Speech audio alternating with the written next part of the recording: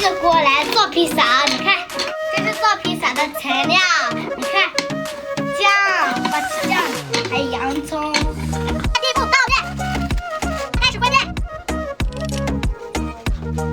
下面等会就开始烤了，就可以热锅吃了。等一下，把它烤了呢，它把火凶了，大宝先做一下。那差不多了，咱们打开看一下。OK 了，可以了。